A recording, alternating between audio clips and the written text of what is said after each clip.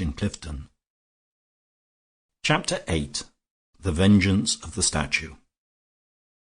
It was on the sunny veranda of a seaside hotel, overlooking a pattern of flower beds and a strip of blue sea, that Horne Fisher and Harold March had their final explanation, which might be called an explosion. Harold March had come to the little table and sat down at it with a subdued excitement smouldering in his somewhat cloudy and dreamy blue eyes. In the newspapers which he tossed from him onto the table there was enough to explain some, if not all, of his emotion. Public affairs in every department had reached a crisis.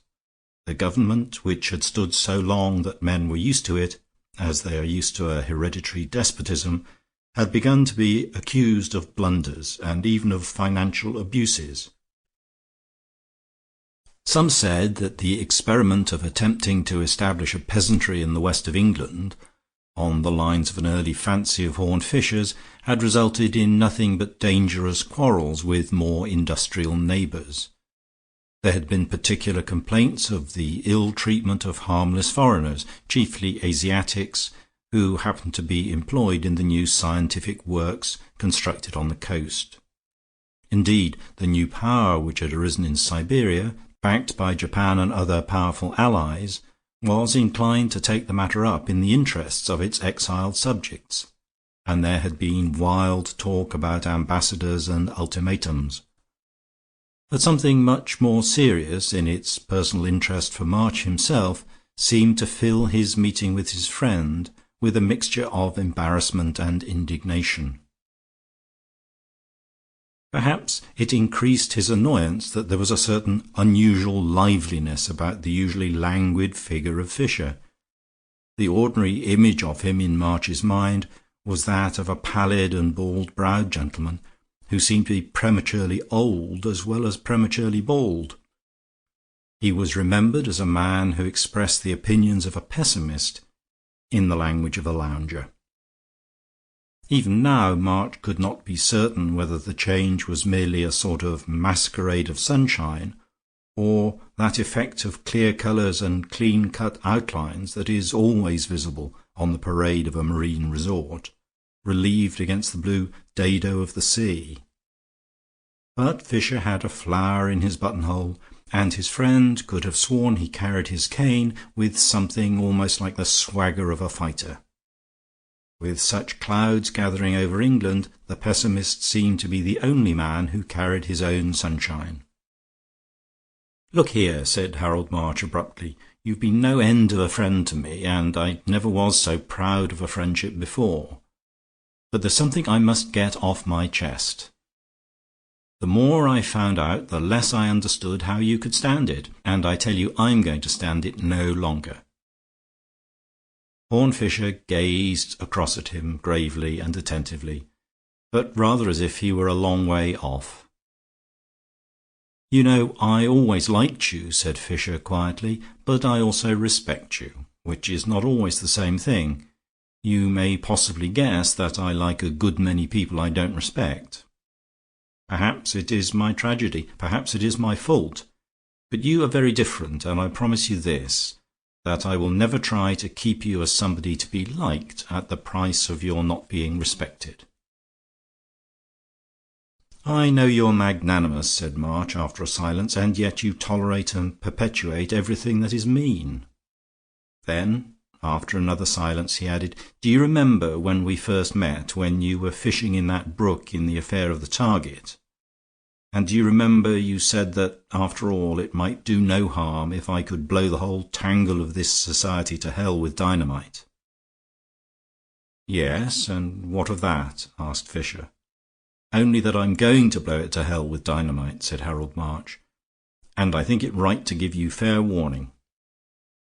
For a long time I didn't believe things were as bad as you said they were, but I never felt as if I could have bottled up what you knew, supposing you really knew it. Well, the long and the short of it is that I've got a conscience, and now, at last, I've also got a chance.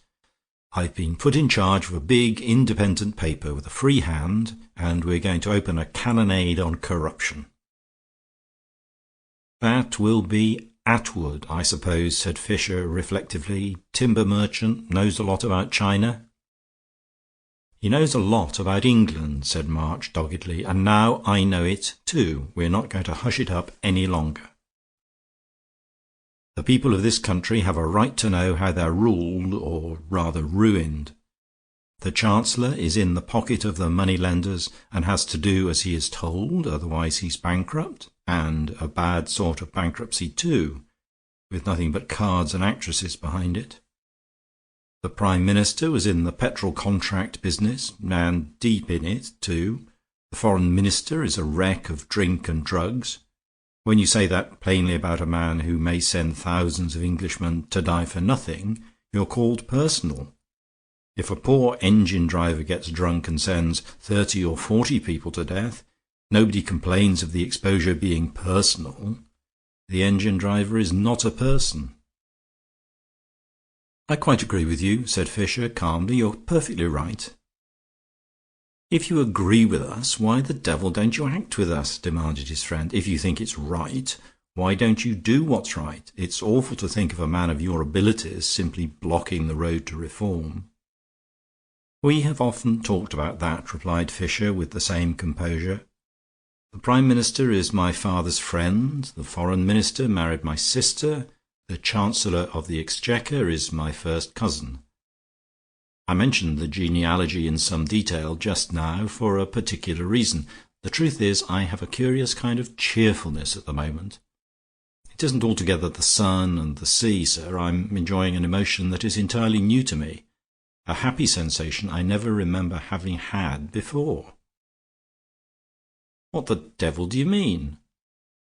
"I'm feeling proud of my family," said Horne Fisher. Harold March stared at him with round blue eyes, and seemed too much mystified even to ask a question. Fisher leaned back in his chair in his lazy fashion, and smiled as he continued. "Look here, my dear fellow, let me ask a question in turn. You imply that I have always known these things about my unfortunate kinsman. So I have. Do you suppose that Attwood hasn't always known them? Do you suppose he hasn't always known you as an honest man who would say these things when he got a chance? Why does Attwood unmuzzle you like a dog at this moment, after all these years? I know why he does. I know a good many things, far too many things. And therefore, as I have the honour to remark, I am proud of my family at last." "But why?" repeated March, rather feebly. "I am proud of the Chancellor because he gambled, and the Foreign Minister because he drank, and the Prime Minister because he took a commission on a contract," said Fisher, firmly. "I am proud of them because they did these things, and can be denounced for them, and know they can be denounced for them, and are standing firm for all that. I take off my hat to them because they are defying blackmail, and refusing to smash their country to save themselves. I salute them as if they were going to die on the battlefield." After a pause he continued, "And it will be a battlefield too, and not a metaphorical one. We have yielded to foreign financiers so long that now it is war or ruin. Even the people, even the country people, are beginning to suspect that they are being ruined. That is the meaning of the regrettable incidents in the newspapers." "The meaning of the outrages on Orientals?" asked March. "The meaning of the outrages on Orientals," replied Fisher, "is that the financiers have introduced Chinese labour into this country with the deliberate intention of reducing workmen and peasants to starvation. Our unhappy politicians have made concession after concession, and now they are asking concessions which amount to our ordering a massacre of our own poor. If we do not fight now, we shall never fight again. They will have put England in an economic position of starving in a week. But we are going to fight now. I shouldn't wonder if there were an ultimatum in a week and an invasion in a fortnight. All the past corruption and cowardice is hampering us, of course. The West Country is pretty stormy and doubtful, even in a military sense, and the Irish regiments there, that are supposed to support us by the new treaty, are pretty well in mutiny, for, of course, this infernal coolie capitalism is being pushed in Ireland too. But it's to stop now, and if the government message of reassurance gets through to them in time, they may turn up after all by the time the enemy lands. For my poor old gang is going to stand to its guns at last. Of course, it's only natural that when they have been whitewashed for half a century as paragons, their sins should come back on them at the very moment when they are behaving like men for the first time in their lives. Well, I tell you, March, I know them inside out, and I know they are behaving like heroes. Every man of them ought to have a statue, and on the pedestal words like those of the noblest ruffian of the Revolution: Que mon nom soit flétri, que la France soit libre. Good God, cried March, shall we never get to the bottom of your mines and countermines? After a silence, Fisher answered in a lower voice, looking his friend in the eyes. "Did you think there was nothing but evil at the bottom of them?" he asked gently. "Did you think I had found nothing but filth in the deep seas into which fate has thrown me? Believe me, you never know the best about men till you know the worst about them. It does not dispose of their strange human souls to know that they were exhibited to the world as impossibly impeccable waxworks, who never looked after a woman or knew the meaning of a bribe. Even in a palace life can be lived well, and even in Parliament life can be lived with occasional efforts to live it well. I tell you, it is as true of these rich fools and rascals as it is true of every poor footpad and pickpocket, that only God knows how good they have tried to be. God alone knows what the conscience can survive, or how a man who has lost his honour will still try to save his soul." There was another silence, and March sat staring at the table and Fisher at the sea. Then Fisher suddenly sprang to his feet and caught up his hat and stick with all his new alertness and even pugnacity. "Look here, old fellow," he cried, "let us make a bargain. Before you open up your campaign for Attwood, come down and stay with us for 1 week to hear what we're really doing. I mean with the faithful few, formerly known as the old gang, occasionally to be described as the low lot. There are really only 5 of us that are quite fixed and organizing the national defence. And we're living like a garrison in a sort of broken-down hotel in Kent. Come and see what we're really doing and what there is to be done, and do us justice. And after that, with unalterable love and affection for you, publish and be damned." Thus it came about that in the last week before the war, when events moved most rapidly, Harold March found himself one of a sort of small house party of the people he was proposing to denounce. They were living simply enough, for people with their tastes, in an old brown brick inn faced with ivy and surrounded by rather dismal gardens.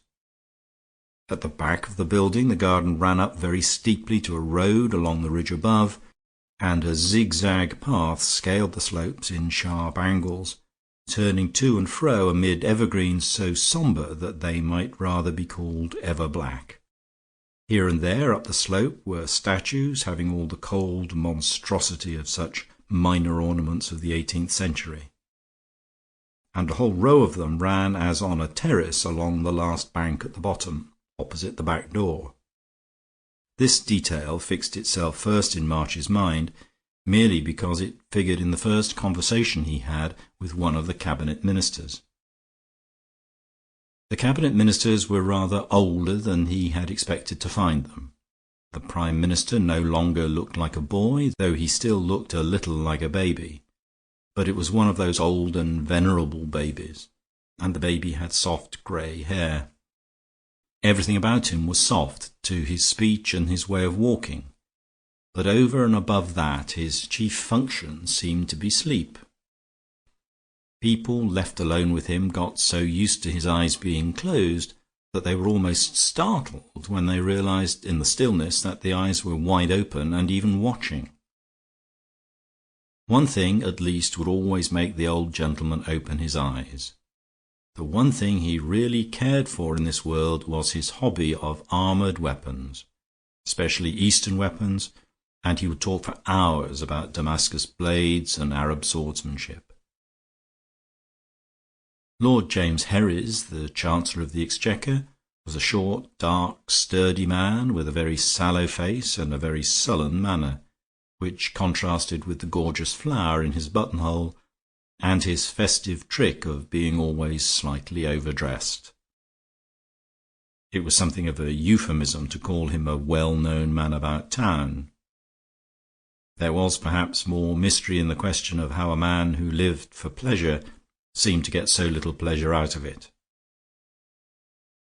Sir David Archer, the Foreign Secretary, was the only one of them who was a self-made man, and the only one of them who looked like an aristocrat. He was tall and thin and very handsome, with a grizzled beard. His grey hair was very curly, and even rose in front into rebellious ringlets that seemed, to the fanciful, to tremble like the antennae of some giant insect, or to stir sympathetically with the restless tufted eyebrows over his rather haggard eyes. For the Foreign Secretary made no secret of his somewhat nervous condition, whatever might be the cause of it. "Do you know that mood when one could scream because a mat is crooked?" he said to March, as they walked up and down in the back garden below the line of dingy statues. "Women get into it when they've worked too hard, and I've been working pretty hard lately, of course.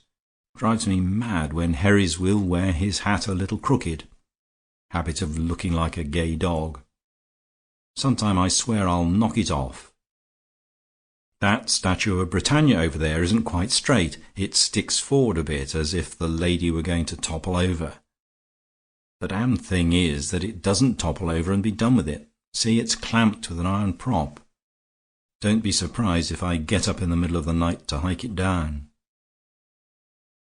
They paced the path for a few moments in silence, and then he continued, "It's odd those little things seem specially big when there are bigger things to worry about. We'd better go in and do some work." Horne Fisher evidently allowed for all the neurotic possibilities of Archer and the dissipated habits of Herries, and whatever his faith in their present firmness, did not unduly tax their time and attention, even in the case of the Prime Minister. He had got the consent of the latter finally to the committing of the important documents, with the orders to the Western armies, to the care of a less conspicuous and more solid person, an uncle of his named Horne Hewitt, a rather colourless country squire who had been a good soldier and was the military adviser of the committee. He was charged with expediting the government pledge, along with the concerted military plans, to the half-mutinous command in the West, and the still more urgent task of seeing that it did not fall into the hands of the enemy, who might appear at any moment from the East. Over and above this military official, the only other person present was a police official, a certain Dr. Prince, originally a police surgeon and now a distinguished detective, sent to be a bodyguard to the group. He was a square-faced man with big spectacles and a grimace that expressed the intention of keeping his mouth shut. Nobody else shared their captivity except the hotel proprietor, a crusty Kentish man with a crab-apple face, one or two of his servants, and another servant privately attached to Lord James Herries. He was a young Scotchman named Campbell, who looked much more distinguished than his bilious-looking master, having chestnut hair and a long saturnine face, with large but fine features. He was probably the only really efficient person in the house. After about 4 days of the informal council, March had come to feel a sort of grotesque sublimity about these dubious figures, defiant in the twilight of danger, as if they were hunchbacks and cripples left alone to defend a town. All were working hard, and he himself looked up from writing a page of memoranda in a private room to see Horne Fisher standing in the doorway, accoutred as if for travel.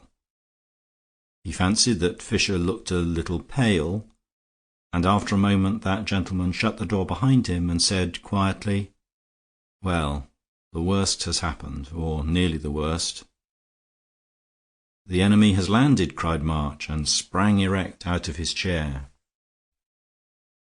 "Oh, I knew the enemy would land," said Fisher, with composure. "Yes, he's landed, but that's not the worst that could happen. The worst is that there's a leak of some sort, even from this fortress of ours. It's been a bit of a shock to me, I can tell you, though I suppose it's illogical. After all, I was full of admiration at finding 3 honest men in politics. I ought not to be full of astonishment if I find only 2. He ruminated a moment, and then said in such a fashion that March could hardly tell if he were changing the subject or no, "It's hard at first to believe that a fellow like Herries, who had pickled himself in vice like vinegar, can have any scruple left. But about that I've noticed a curious thing. Patriotism is not the first virtue. Patriotism rots into Prussianism when you pretend it is the first virtue. But patriotism is sometimes the last virtue. A man will swindle or seduce who will not sell his country. But who knows?" "But what is to be done?" cried March, indignantly. "My uncle has the papers safe enough," replied Fisher, "and is sending them west tonight. But somebody is trying to get at them from outside, I fear with the assistance of somebody inside. All I can do at present is to try to head off the man outside, and I must get away now and do it. I shall be back in about 24 hours. While I'm away I want you to keep an eye on these people and find out what you can. Au revoir." He vanished down the stairs, and from the window March could see him mount a motor-cycle and trail away toward the neighboring town. On the following morning March was sitting in the window-seat of the old inn parlour, which was oak-panelled and ordinarily rather dark, but on that occasion it was full of the white light of a curiously clear morning. The moon had shone brilliantly for the last 2 or 3 nights. He was himself somewhat in shadow in the corner of the window-seat, and Lord James Herries, coming in hastily from the garden behind, did not see him. Lord James clutched the back of a chair as if to steady himself, and sitting down abruptly at the table littered with the last meal, poured himself out a tumbler of brandy and drank it. He sat with his back to March, but his yellow face appeared in a round mirror beyond, and the tinge of it was like that of some horrible malady. As March moved, he started violently and faced round. "My God!" he cried. "Have you seen what's outside?" "Outside?" repeated the other, glancing over his shoulder at the garden. "Oh, go and look for yourself," cried Herries, in a sort of fury. "Hewitt's murdered and his papers stolen, that's all." He turned his back again and sat down with a thud.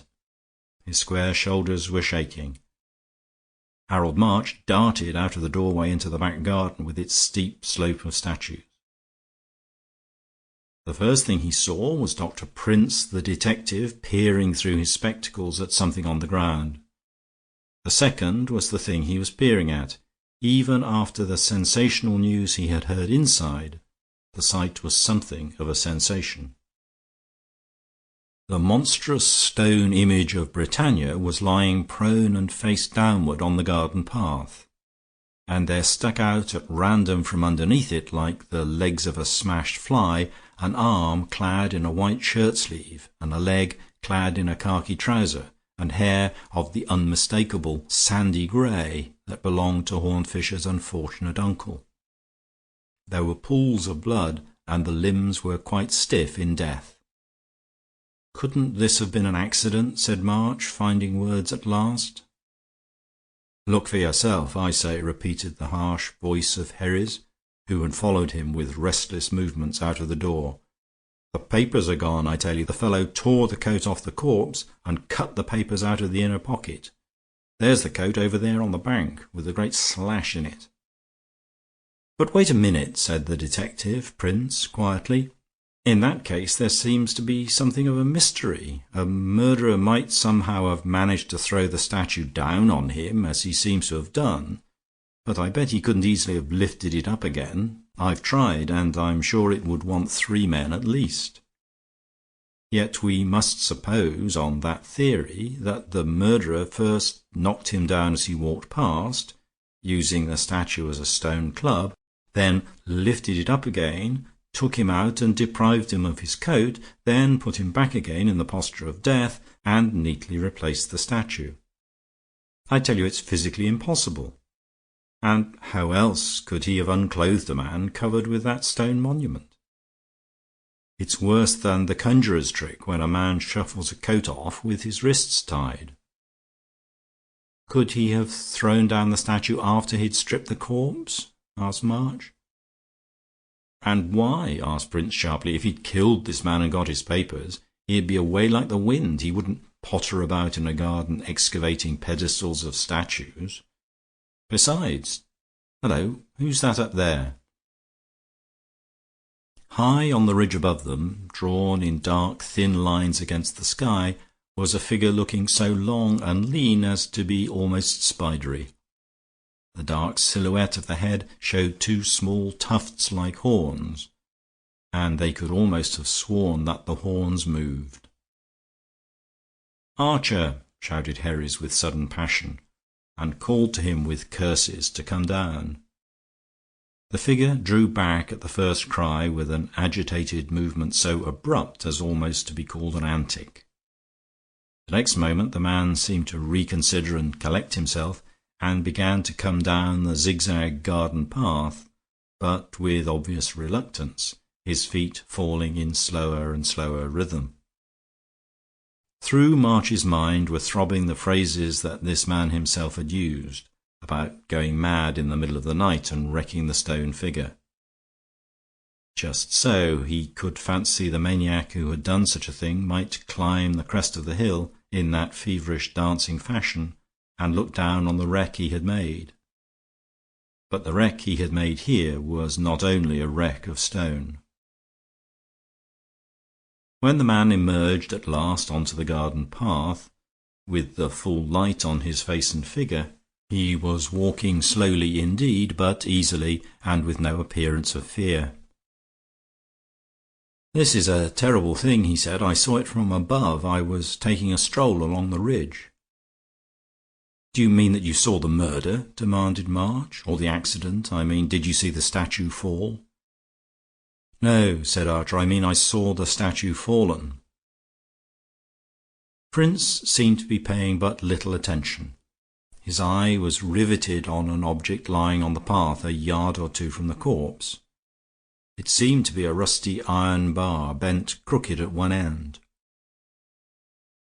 "One thing I don't understand," he said, "is all this blood. The poor fellow's skull isn't smashed. Most likely his neck is broken, but blood seems to have spouted as if all his arteries were severed. I was wondering if some other instrument, that iron thing, for instance, but I don't see that even that is sharp enough. I suppose nobody knows what it is." "I know what it is," said Archer, in his deep but somewhat shaky voice. "I've seen it in my nightmares.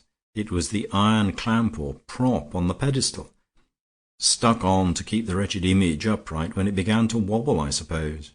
Anyhow, it was always stuck in the stonework there, and I suppose it came out when the thing collapsed." Dr. Prince nodded, but he continued to look down at the pools of blood and the bar of iron.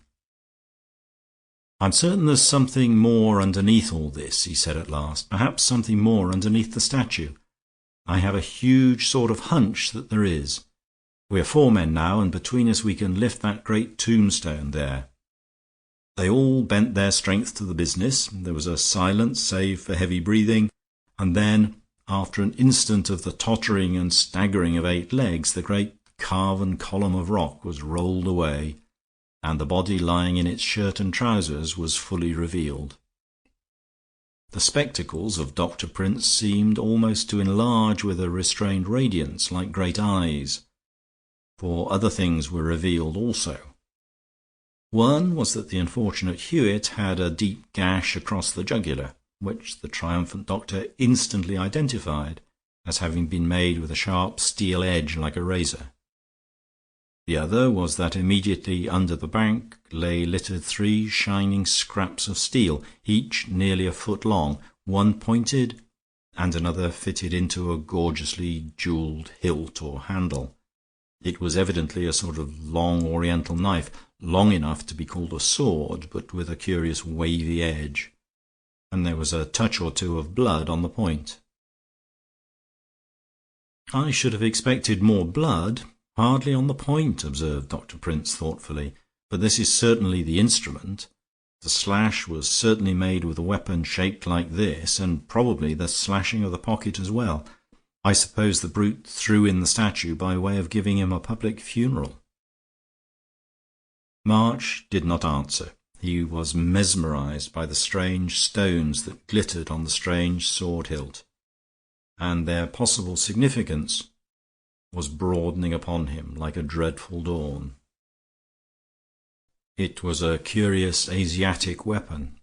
He knew what name was connected in his memory with curious Asiatic weapons. Lord James spoke his secret thought for him, and yet it startled him like an irrelevance. "Where is the Prime Minister?" Herries had cried suddenly, and somehow like the bark of a dog at some discovery. Dr. Prince turned on him his goggles and his grim face, and it was grimmer than ever. "I cannot find him anywhere," he said. "I looked for him at once, as soon as I found the papers were gone. That servant of yours, Campbell, made a most efficient search, but there are no traces." There was a long silence, at the end of which Herries uttered another cry, but upon an entirely new note. "Well, you needn't look for him any longer," he said, "for here he comes, along with your friend Fisher. They look as if they'd been for a little walking tour." The 2 figures approaching up the path were, indeed, those of Fisher, splashed with the mire of travel and carrying a scratch like that of a bramble across one side of his bald forehead, and of the great grey-haired statesman, who looked like a baby and was interested in Eastern swords and swordsmanship. But beyond this bodily recognition, March could make neither head nor tail of their presence or demeanor, which seemed to give a final touch of nonsense to the whole nightmare. The more closely he watched them, as they stood listening to the revelations of the detective, the more puzzled he was by their attitude. Fisher seemed grieved by the death of his uncle, but hardly shocked at it. The other man seemed almost openly thinking about something else, and neither had anything to suggest about a further pursuit of the fugitive spy and murderer, in spite of the prodigious importance of the documents he had stolen. When the detective had gone off to busy himself with that department of the business, to telephone and write his report, when Herries had gone back, probably to the brandy bottle, and the Prime Minister had blandly sauntered away toward a comfortable armchair in another part of the garden, Horne Fisher spoke directly to Harold March. "My friend," he said, "I want you to come with me at once. There is no one else I can trust so much as that. The journey will take us most of the day, and the chief business cannot be done till nightfall. So we can talk things over thoroughly on the way. But I want you to be with me, for I rather think it is my hour." March and Fisher both had motor bicycles, and the first half of their day's journey consisted in coasting eastward amid the unconversational noise of those uncomfortable machines. But when they came out beyond Canterbury into the flats of eastern Kent, Fisher stopped at a pleasant little public house beside a sleepy stream, and they sat down to eat and to drink and to speak almost for the first time. It was a brilliant afternoon, birds were singing in the wood behind, and the sun shone full on their ale bench and table. But the face of Fisher in the strong sunlight had a gravity never seen on it before. "Before we go any farther," he said, "there is something you ought to know. You and I have seen some mysterious things and got to the bottom of them before now, and it's only right that you should get to the bottom of this one. But in dealing with the death of my uncle, I must begin at the other end from where our old detective yarns began. I will give you the steps of deduction presently if you want to listen to them, but I did not reach the truth of this by steps of deduction. I will first of all tell you the truth itself, because I knew the truth from the first. The other cases I approached from the outside, but in this case I was inside. I myself was the very core and centre of everything. Something in the speaker's pendant eyelids and grave grey eyes suddenly shook March to his foundations, and he cried distractedly, "I don't understand," as men do when they fear that they do understand. There was no sound for a space but the happy chatter of the birds, and then Horne Fisher said calmly, "It was I who killed my uncle. If you particularly want more, it was I who stole the state papers from him." "Fisher!" cried his friend in a strangled voice. "Let me tell you the whole thing before we part," continued the other, "and let me put it, for the sake of clearness, as we used to put our old problems. Now, there are two things that are puzzling people about that problem, aren't there? The first is how the murderer managed to slip off the dead man's coat when he was already pinned to the ground with that stone incubus. The other, which is much smaller and less puzzling, is the fact of the sword that cut his throat being slightly stained at the point, instead of a good deal more stained at the edge. Well, I can dispose of the first question easily. Horne Hewitt took off his coat before he was killed. I might say he took off his coat to be killed." "Do you call that an explanation?" exclaimed March. "The words seem more meaningless than the facts." "Well, let us go on to the other facts," continued Fisher equably. "The reason that particular sword is not stained at the edge with Hewitt's blood is that it was not used to kill Hewitt." "But the doctor," protested March, "declared distinctly that the wound was made by that particular sword." "I beg your pardon," replied Fisher. "He did not declare that it was made by that particular sword. He declared it was made by a sword of that particular pattern." "But it was quite a queer and exceptional pattern," argued March. "Surely it is far too fantastic a coincidence to imagine—" "It was a fantastic coincidence," reflected Horne Fisher. "It's extraordinary what coincidences do sometimes occur. By the oddest chance in the world, by one chance in a million, it so happened that another sword of exactly the same shape was in the same garden at the same time. It may be partly explained by the fact that I brought them both into the garden myself. Come, my dear fellow, surely you can see now what it means. Put those two things together. There are two duplicate swords, and he took off his coat for himself.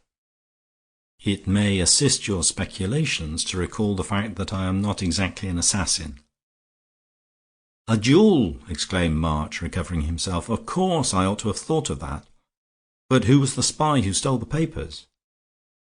"My uncle was the spy who stole the papers," replied Fisher, "or who tried to steal the papers when I stopped him, in the only way I could.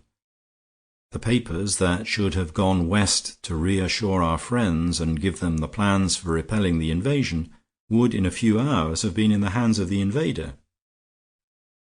What could I do? To have denounced one of our friends at this moment would have been to play into the hands of your friend Attwood, and all the party of panic and slavery. Beside, it may be that a man over 40 has a subconscious desire to die as he has lived, and that I wanted, in a sense, to carry my secrets to the grave. Perhaps a hobby hardens with age, and my hobby has been silence. Perhaps I feel that I have killed my mother's brother, but I have saved my mother's name. Anyhow, I chose a time when I knew you were all asleep, and he was walking alone in the garden. I saw all the stone statues standing in the moonlight, and I myself was like one of those stone statues walking. In a voice that was not my own, I told him of his treason and demanded the papers. And when he refused, I forced him to take one of the two swords. The swords were among some specimens sent down here for the Prime Minister's inspection. He's a collector, you know. They were the only equal weapons I could find. To cut an ugly tale short, we fought there on the patch in front of the Britannia statue. He was a man of great strength, but I had somewhat the advantage in skill. His sword grazed my forehead almost at the moment when mine sank into the joint in his neck. He fell against the statue like Caesar against Pompey's, hanging onto the iron rail. His sword was already broken. When I saw the blood from that deadly wound, everything else went from me. I dropped my sword and ran as if to lift him up. As I bent toward him, something happened too quick for me to follow. I do not know whether the iron bar was rotted with rust and came away in his hand, or whether he rent it out of the rock with his ape-like strength. But the thing was in his hand, and with his dying energies he swung it over my head as I knelt there unarmed beside him. I looked up wildly to avoid the blow, and saw above us the great bulk of Britannia leaning outward like the figurehead of a ship. The next instant I saw it was leaning an inch or two more than usual, and all the skies with their outstanding stars seemed to be leaning with it. For the third second it was as if the skies fell, and in the fourth I was standing in the quiet garden, looking down on that flat ruin of stone and bone which you were looking at today. He had plucked out the last prop that held up the British goddess, and she had fallen and crushed the traitor in her fall. I turned and darted for the coat which I knew to contain the package, ripped it up with my sword, and raced up the garden path to where my motor bike was waiting on the road above. I had every reason for haste, but I fled without looking back at the statue and the body. And I think the thing I fled from was the sight of that appalling allegory. Then I did the rest of what I had to do. All through the night and into the daybreak and the daylight I went humming through the villages and markets of South England like a travelling bullet, till I came to the headquarters in the west where the trouble was. I was just in time. I was able to placard the place, so to speak, with the news that the government had not betrayed them, and that they would find supports if they would push eastward against the enemy. There's no time to tell you all that happened, but I tell you it was the day of my life, a triumph like a torchlight procession, with torchlights that might have been firebrands. The mutinies simmered down, the men of Somerset and the western counties came pouring into the marketplaces, the men who died with Arthur and stood firm with Alfred. The Irish regiments rallied to them after a scene like a riot, and marched eastward out of the town singing Fenian songs. There was all that is not understood about the dark laughter of that people, in the delight with which, even when marching with the English to the defence of England, they shouted at the tops of their voices, "High upon the gallows tree stood the noble-hearted three, with England's cruel cord about them cast." However, the chorus was "God Save Ireland," and we could all have sung that just then in one sense or another. But there was another side to my mission. I carried the plans of the defence, and to a great extent, luckily, the plans of the invasion also. I won't worry you with strategics, but we knew where the enemy had pushed forward the great battery that covered all his movements, and though our friends from the west could hardly arrive in time to intercept the main movement, they might get within long artillery range of the battery and shell it, if they only knew exactly where it was. They could hardly tell that unless somebody round about here sent up some sort of signal. But somehow I rather fancy that somebody will. With that he got up from the table, and they remounted their machines and went eastward into the advancing twilight of evening. The levels of the landscape were repeated in flat strips of floating cloud, and the last colours of day clung to the circle of the horizon. Receding farther and farther behind them was the semicircle of the last hills, and it was quite suddenly that they saw afar off the dim line of the sea. It was not a strip of bright blue as they had seen it from the sunny veranda, but of a sinister and smoky violet, a tint that seemed ominous and dark. Here Horne Fisher dismounted once more. "We must walk the rest of the way," he said, "and the last bit of all I must walk alone." He bent down and began to unstrap something from his bicycle. It was something that had puzzled his companion all the way, in spite of what held him to more interesting riddles. It appeared to be several lengths of pole strapped together and wrapped up in paper. Fisher took it under his arm and began to pick his way across the turf. The ground was growing more tumbled and irregular as he was walking toward a mass of thickets and small woods. Night grew darker every moment. "We must not talk any more," said Fisher. "I shall whisper to you when you are to halt. Don't try to follow me then, for it will only spoil the show. One man can barely crawl safely to the spot, and two would certainly be caught." "I would follow you anywhere," replied March, "but I would halt too, if that is better." "I know you would," said his friend in a low voice. "Perhaps you're the only man I ever quite trusted in this world." A few paces farther on they came to the end of a great ridge or mound, looking monstrous against the dim sky, and Fisher stopped with a gesture.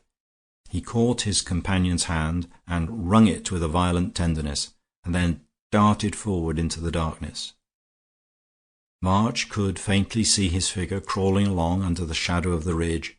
Then he lost sight of it, and then he saw it again standing on another mound 200 yards away. Beside him stood a singular erection made apparently of two rods. He bent over it, and there was the flare of a light. All March's schoolboy memories woke in him, and he knew what it was. It was the stand of a rocket. The confused, incongruous memories still possessed him up to the very last moment of a fierce but familiar sound. And an instant after, the rocket left its perch and went up into endless space like a starry arrow aimed at the stars. March thought suddenly of the signs of the last days, and he knew he was looking at the apocalyptic meteor of something like a day of judgment. Far up in the infinite heavens the rocket drooped and sprang into scarlet stars. For a moment the whole landscape out to the sea and back to the crescent of the wooded hills was like a lake of ruby light, of a red strangely rich and glorious, as if the world were steeped in wine rather than blood, or the earth were an earthly paradise over which paused forever the sanguine moment of morning. "God save England," cried Fisher, with a tongue like the peal of a trumpet. "And now it is for God to save." As darkness sank over land and sea, there came another sound. Far away in the passes of the hills behind them, the guns spoke like the baying of great hounds. Something that was not a rocket, that came not hissing but screaming, went over Harold March's head and expanded beyond the mound into light and deafening din, staggering the brain with unbearable brutalities of noise. Another came, and then another, and the world was full of uproar and volcanic vapor and chaotic light. The artillery of the West Country and the Irish had located the great enemy battery and were pounding it to pieces. In the mad excitement of that moment March peered through the storm, looking again for the long, lean figure that stood beside the stand of the rocket. Then another flash lit up the whole ridge. The figure was not there. Before the fires of the rocket had faded from the sky, long before the first gun had sounded from the distant hills, a splutter of rifle fire had flashed and flickered all around from the hidden trenches of the enemy.